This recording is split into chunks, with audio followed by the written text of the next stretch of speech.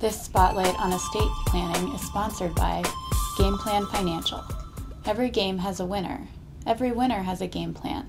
For more information, please visit gameplanfinancial.com.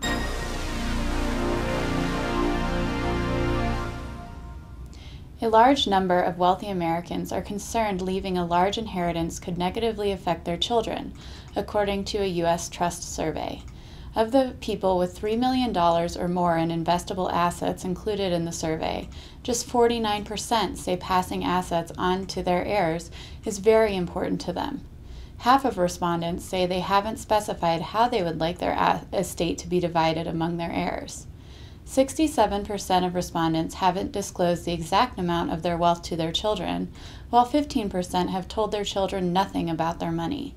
Approximately 78% of those surveyed say their children won't be mature enough to handle their inheritances until they are at least 30 years old, while 45% say their children will need to be 35 or older before gaining enough maturity.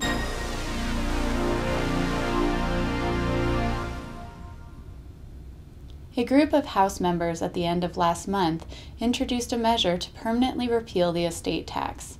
The repeal legislation would permanently repeal the recently enacted estate tax top rate of 35% on estates worth $5 million or more.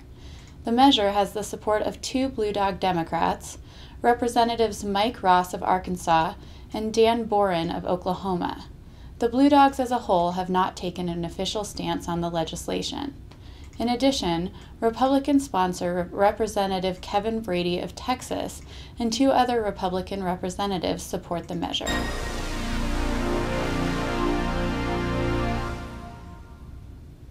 Congress should allow the Bush-era tax cuts to expire in 2012 in order to stabilize the federal deficit, according to a new report from the Center on Budget and Policy Priorities.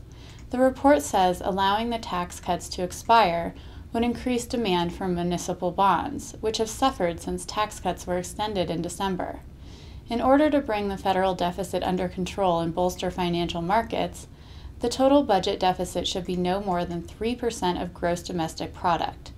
According to Robert Greenstein, CBPP's lead author of the report, if every tax cut expired in 2012, the deficit would be reduced by almost half. Additionally, the report says Congress could save more than $1 trillion annually by removing tax expenditures for individuals and businesses from the tax code.